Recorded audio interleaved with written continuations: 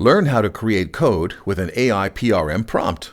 Coders, from beginners to seasoned professionals, can also use prompts to optimize code. Here's a partial list of the coding prompts you can access right now. Code or debug a project, for example, JavaScript, Python, C++, React, and more. Create your own coding tutorials, great for beginners. Get an edge on the competition by generating a list of questions and answers for your next DevOps or software engineer job interview, and much, much more. Log into ChatGPT.